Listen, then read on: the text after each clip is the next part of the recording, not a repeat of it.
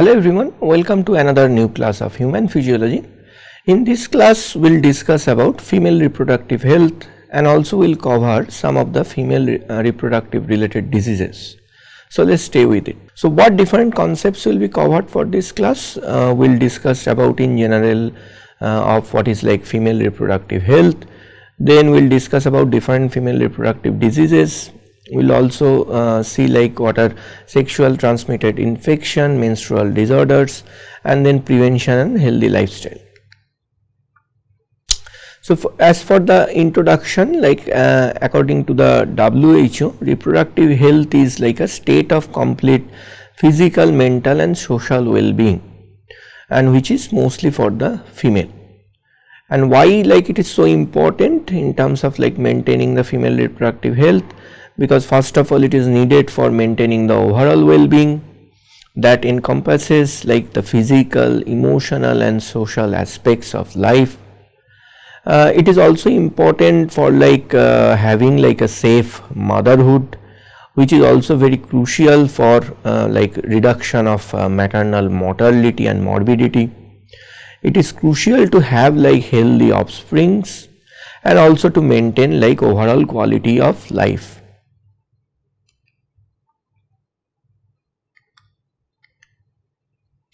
So what are different common like female reproductive related disorders that we will try to touch base on this lecture. We will see about different like menstrual disorders, for example like amenorrhea, and then we will discuss about like endometriosis. We will discuss about like polycystic ovary syndrome or PCOS. Then we will discuss about uterine fibroids. We will see like what is pelvic inflammatory disease. And very importantly we will discuss about uterine prolapse. We already discussed about different sexual transmitted infections including like HPV, HIV and other bacteria related STIs during our male reproductive disorders in the last class. So we are not going to again discuss all those. Just have to remember that those similar conditions of STI can basically transmit from male to female or vice versa, and their responses and conditions during those infections are mostly same, and along with that the treatment intervention strategies are also mostly same. Finally, we will discuss about different type of female reproductive organ related cancers, and that can be like ovarian cancers, uterine cancers, cervical cancers, etc. The first one we will briefly discuss, which is like the common menstrual disorder. So basically as we know, like in case of like a 28 days of whole menstruation cycle, the first like 7 to 8 days the menstruation happens for a female body. And menstruation disorder are like serious health concern for women. It can affect like their quality of life, and along with that potentially it can also affect their rate of fertilities. It is very important to kind of recognize that the menstruation cycle vary person to person, and also it can significantly deviate due to different underlying condition. Sometime also like by changing the places, by seasonal conditions, sometime the menstruation cycle can vary largely. So this condition first which we will discuss, which is the premenstrual syndrome or like PMS. And what are the symptoms related to the PMS? It has been seen like a wide range of physical, emotional and behavioral symptoms that occur especially in the luteal phase of the menstruation cycle. So if you remember the luteal phase, where like mostly the formation of the corpus luteum occurs, and corpus luteum was very important in terms of releasing the progesterone hormone that basically supports the formation of endometrium. So if PMS occurs, what has been seen that female can experience bloating, breast tenderness, headache, fatigue, irritability, mood swings and depressions. Causes not although fully understood, but they may likely has an involvement of different type of hormonal fluctuations, mostly like progesterone and estrogen.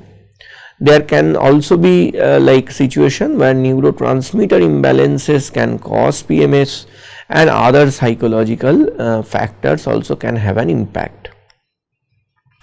Then painful menstruation or dysmenorrhea, mainly the primary dysmenorrhea, and it can also be seen as secondary dysmenorrhea. In cases of primary dysmenorrhea, the causes can be with like prostaglandin release that can cause like uterine contractions. The symptom can have like cramping pain in the lower abdomen. Often it starts shortly before or the onset of the menstruation. So generally, if there is like a abnormal prostaglandin release, it can induce this like cramping and other type of complication. Treatment can be given in terms of like NSAIDs or like the painkiller or pain reliever that can also reduce the prostaglandin production. Heat therapy also can be given. Apart from that, exercise hormonal contraceptives can also be prescribed. In cases of secondary dysmenorrhea, the causes can have like underlying pelvic conditions such as like endometriosis, fibroids, pelvic inflammatory disease, etc. The symptom can have like a same like too much of pain with like cramping, mostly like this similar to the primary dysmenorrhea, but it can be like more severe than that. Treatment can be similar, and along with that like painkiller or hormonal contraceptives, heat therapy can be prescribed.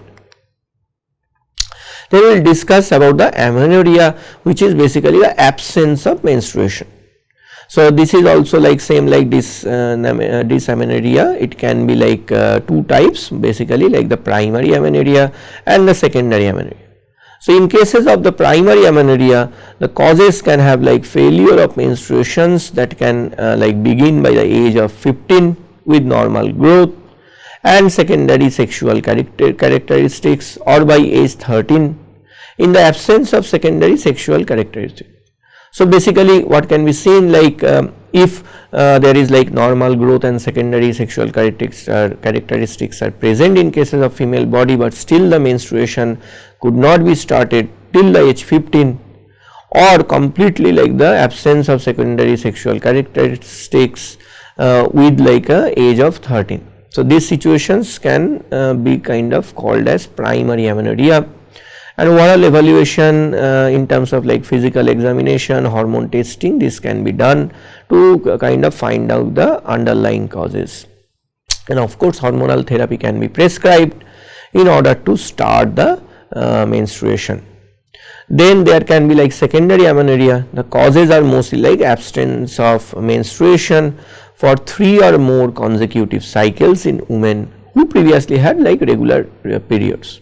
So this is basically mostly like whenever there is a regular period cycle for a woman, in between if there is a missing of periods or menstruation for kind of 3 to 4 cycles, consecutive cycles. The common cause of secondary amenorrhea mostly are like related to pregnancies or PCOS. Sometimes it can be also due to the premature ovarian insufficiency or even thyroid disorder. Evaluation can be done by pregnancy test, hormonal testing, thyroid function test or prolactin level test. Then the next condition, which is like abnormal uterine bleeding or AUB. There can be different types for the AUB, like heavy menstruation bleeding, or it can be infrequent bleeding like oligomenorrhea. There can be irregular bleeding. There can be postmenopausal bleeding or intermenstrual bleeding. So there are these different types of condition of AUB or abnormal uterine bleeding that can be present in case of female. The general cause which can be seen for this type of abnormal uterine bleedings are hormonal imbalances, polyps formation or fibroid formation. Apart from that, malignancy or tumor formation can also be a cause. Rarely bleeding disorders can be seen. This can be related to genetic like disorder. Apart from that, different type of infections also may cause like AUB. Investigations can be done by in terms of checking the medical history, physical exam, blood test, pelvic ultrasound, endometrial biopsy, all these type of different type of investigations or analytic technique can be done to observe and find out the conditions of AUB. There are different treatment options. For example, hormonal therapies can be prescribed. Apart from that, like surgeries or hysterectomy can be sometime it can be also done.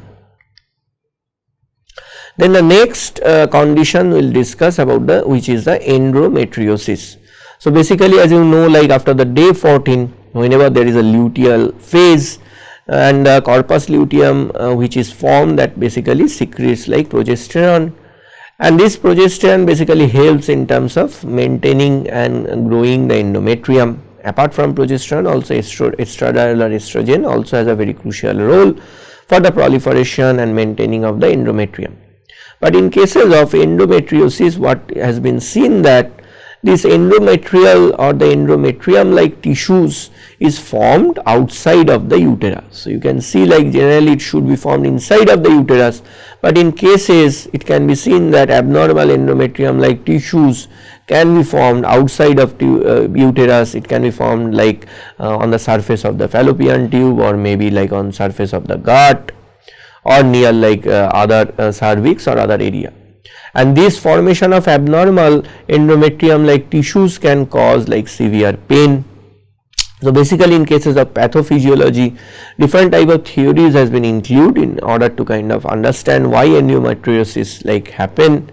But mostly like it is there like retrograde type of menstruation, metaplasia or different type of immunological factors or genetic factors can be involved. Symptoms generally associated with chronic pelvic pain. Apart from that, fatigue, like bowel or bladder related issues. Apart from that, infertility also can be associated with endometriosis.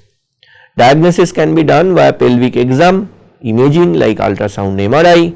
Apart from that, laparoscopy like gold standard or biopsy also can be done. In terms of treatment, pain management drugs can be given. Apart from that, hormonal therapy can be given, for example, different type of contraceptives, then progestins, gonadotropic releasing hormone agonist, this can be prescribed. Rarely like surgery also can be done, for example, like laparoscopic surgery or hysterectomy. Long term implications can have like an increased risk of certain ovarian related cancers. Apart from that, like long term pain can also be associated with the endometriosis related complications. The next disease, we also discussed this one during our during our hormone classes or endocrine gland classes. You remember this is the PCOS, which is the polycystic ovary formation. So in cases of ovary, you can see if there is formation of cyst, and these cysts can form like few numbers to like rapidly multiple numbers.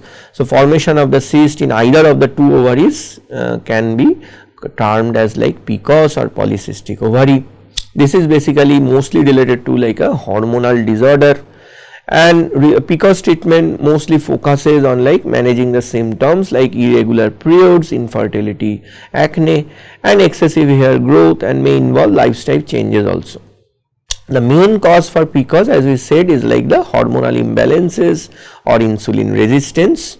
The symptoms can include like irregular periods, infertility or excess hair growth. Different type of interventions can be taken, for example, weight management, healthy diet and regular exercise. Apart from that, different medications can also be given, for example, hormonal birth control can be given, anti-androgen medications can be prescribed. These medications mostly help to reduce the effect of excess male hormones. Insulin sensitizing medication can be given, for example, metformin. Ovulation induction medication can be given. Apart from that, other medication depending on the specific symptoms, that also can be given in order to manage or reduce the problems associated with the PCOS. Then the next condition we will discuss, which is about uterine fibroids. this is mostly like a formation of common benign tumor, like kind of tumor formation, or like mostly like it is benign type of tumor. So mostly the classifications has been seen that it can have like a location related impacts, and that also can significantly vary the treatment strategies. So outside uterus it can be seen, which is basically subaerosal, then intramural or within uterine wall it can be seen, then submucosal, or it can be seen inside of like protrude into the uterine cavity.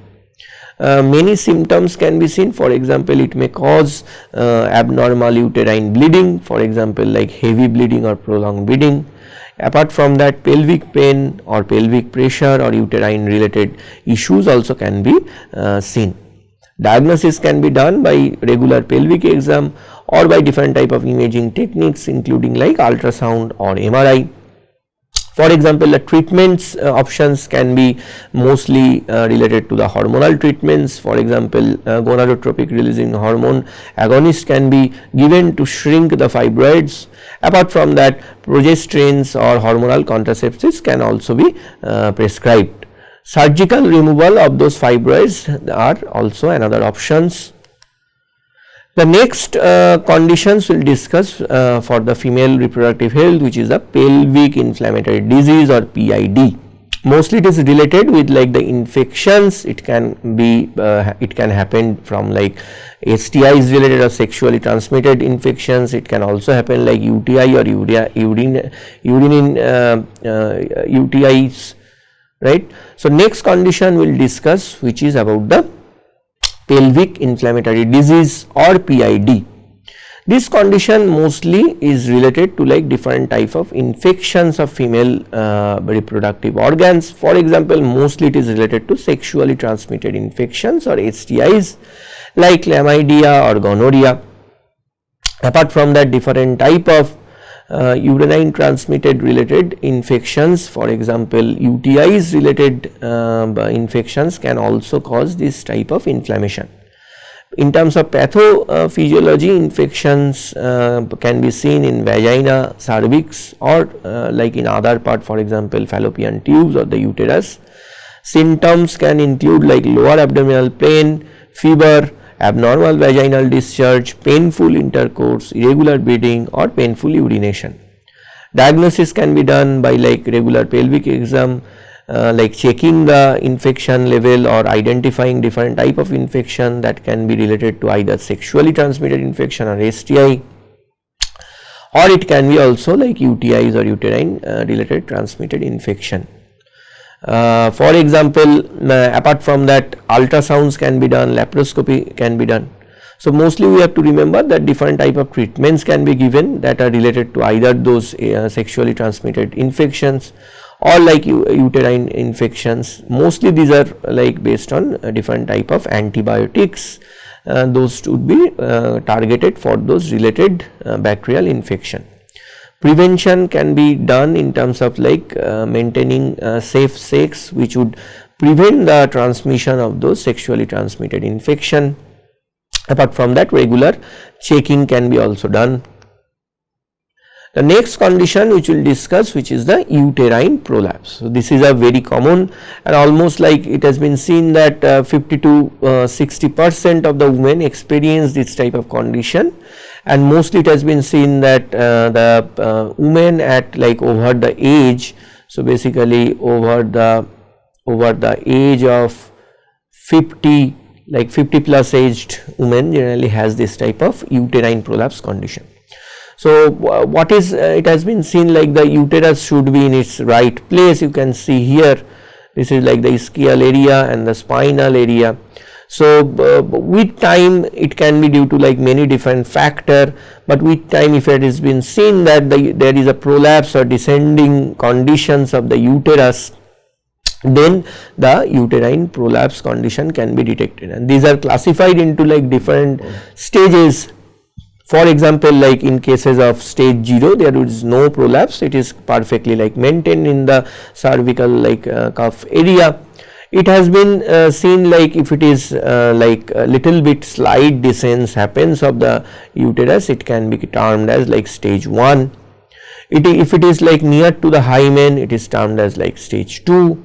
If it is halfway past like hymen, it is termed as like stage 3. And if it is like almost more than twice like halfway or the twice distance from the hymen, it is called as stage 4. This is almost like a entire uterus protrudes condition. The symptoms can have like a feeling of heaviness or pressure, feeling of like something falling out of the uterus, difficulty in terms of like urination, bowel movements, painful intercourse, etc. Diagnosis can be done by regular pelvic exam, and according to the exam different prolapse stages can be also assessed. Mostly in terms of treatment, there are like different type of these Kegels, which are like mostly different type of buttons. This type of buttons can be basically placed in order to prevent the further uterine prolapse. Okay, so like this type of pressaries or Kegels can be pressed. Apart from that, lot of modern therapies are also there. For example, like spider silk or different type of like mesh, surgical mesh. This type of biomaterials related like surgical mesh can be developed, and these meshes can be also stitched out on the surfaces of the uterine wall. So these meshes will allow to prevent this uterine prolapse further. And further, another important advantage of this type of surgical meshes are, because the surgical meshes are porous, it will allow like different type of fluids exchange inside or outside. Okay, so this type of biomaterials based surgical mesh can be surgically operated. And what are different type of biomaterials we said? Mostly like spider silk can be used in terms of preparing this type of biomaterial meshes. Okay. Then finally we will discuss about the last condition, which is as we all know, like every other organ, different female reproductive organ also can have tumor formation. Either it can be benign or it can be malignant tumor formation. So quickly we will go through, like if it happens in the cervix, basically it is called as cervical cancer. And cervical cancer has been seen mostly associated with like frequent HPV or human papilloma viruses infection. In terms of prevention, HPV vaccination can be given. With the pap smear test or other type of imaging technique, the conditions or tumor formations can be identified. In terms of treatment, depending on the stages of the cancer, either radiation therapy or like a different type of chemotherapy or combination therapy can be given. In terms of modern therapy, immunotherapy, genetic therapy, cell-based therapies also can be used. Also lastly, if it is well visible surgically, also the tumor masses can be removed in the early stages, but in cases of like malignant stages where the metastasis occurred and it spreaded across different other organ, it becomes highly difficult to cure the tumor. Same way, the tumor formation happen in case of uterus, it can be called as uterine cancer. Mostly endometrial cancer has been seen, which is the mostly common. And the risk factors can include like obesity, age, lifestyle, even like prolonged observation of PCOS. And then even it has been seen like those women who has been ongoing with long term estrogen therapy, they also have a high risk of uterine cancer. The symptom can start with like abnormal bleeding and pelvic pain. Diagnosis can be done by like regular exam, endometrial biopsy or different type of imaging, for example ultrasound or MRI. And treatment same way as we said for cervical cancer, also in these cases also surgery, radiation therapy, chemotherapy or some type of like modern therapies like immunotherapy, genetic therapies can be obtained. Finally, we will discuss that about another tumor condition or cancer condition that can happen in ovary, which is the most common form and aggressive form of cancer in the female, which is called as ovarian cancer. Mostly it has been seen like age, family history, and also different type of genetic mutations. For example, BRCA mutations can cause ovarian cancer. Mostly it has been seen like abdominal bloating, pain, difficulties in eating can have a long associated symptoms with ovarian cancer. Diagnosis can be done via like pelvic exam, ultrasound, different type of other imaging technique, or CA125 blood test. So this is like a kind of a biomarker test that also can be done. In terms of treatment, as we said, various sort of like radiation therapy, surgery, chemotherapy, immunotherapy, combination therapies, or modern therapies like genetic therapies or cell based therapies can also be done. Finally, this is not a disease, but of course like we have to discuss about the menopause, which is like a condition when the menstruation cycle of a female basically gets stopped. This is mostly the permanent kind of cessation of menstruation, which can be seen after the productive or reproductive years, and it has been seen that females with the age of like about 40 to 45 years, it can experience the condition of menopause. Causes can be like natural decline in terms of ovarian functions. Apart from that, different other disease condition can also cause early menopause. Symptoms can have irregular period, hot flashes, night sweats, mood swings, sleeping disturbance, etc. In terms of long term health risk, it can also have an effect in terms of osteoporosis or cardiovascular health. Finally, do you know that the vaginal microbiome is highly crucial, because a healthy balance of the bacteria in the vagina is highly essential for preventing different type of infections. So of course, like not only our gut, our vaginal, like female's vaginal bacteria or the gut and the female vaginal microbiome related overall population is very crucial, because in cases of any imbalance there is a high risk of other pathogenic bacteria to grow and to cause like significant infections. And in cases of significant bacteria infections, antibiotics although can be given, but modern ages, as you all know, like bacteria related resistance has been a big trouble for all the doctors and the patients. And in cases of drug resistance, there are only very few options, maybe like 3 or 4 drugs that only is present in order to remove those resistant bacteria. So activity questions: what are the new emerging treatments coming in for the uterine prolapses treatment or the interventions? Can you tell? Finally, if you have any further questions, please discuss with us during the live sessions. Apart from that, you can drop your questions by email. Thank you again for attending today's class of human physiology. Hopefully you are enjoying overall human physiology class. We will meet you with very soon with another new class. Thank you again.